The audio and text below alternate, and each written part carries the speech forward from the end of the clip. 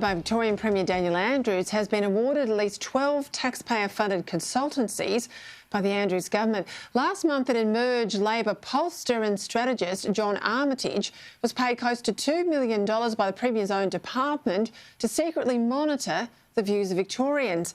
And now the Australian newspaper is reporting his consultancy firm, Kudos Research, has landed multiple gigs working for government departments and agencies covering environment, education, planning, local government and policing.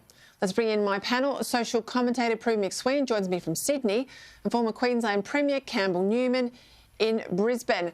I've got to start with you, Campbell. We saw a little bit of this in and around the Queensland state election with Anastasia Palaszczuk and a number of former Labor Party strategists who are working as lobbyists working for the Premier on her campaign inside her office. All stuff you couldn't do in Canberra, but clearly you can do in Brisbane. But I haven't seen anything like this.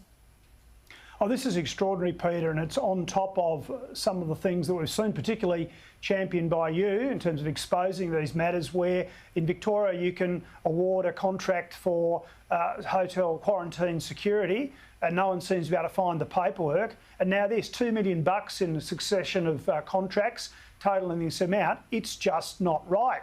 Where is the documentation? Who signed off on this? I mean, basically, Peter, there should be a Royal Commission into procurement practices and contracting in the Victorian government. It is downright dodgy. Absolutely. And Prue, at least 2 of these contracts were awarded without competitive tender. We've heard that before in Victoria. And this is basically polling. I mean, it's dressed up to be called other things, but this is taxpayer-funded Labor Party polling designed, I suppose, to, help the Premier get his lines right for those hour-long turgid press conferences we've had all year. Yeah, it's nice work if you can get it when your mates are, giving you a pipeline of funds.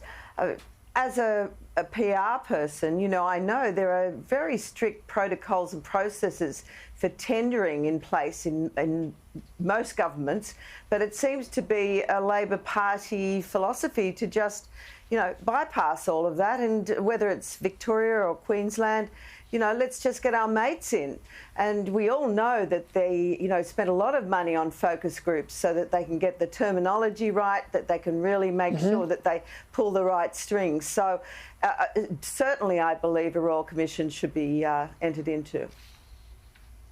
Well, and then it's all of these things we've just talked about, Campbell, but there's more problems too in Victoria. This is all going through the state's independent broad-based anti-corruption body, which is called IBAC in Victoria at the moment, and it's investigating allegations in and around councillors for the city of Casey who were bribed, so the claims go, to vote in favour of projects by property developer John Woodman.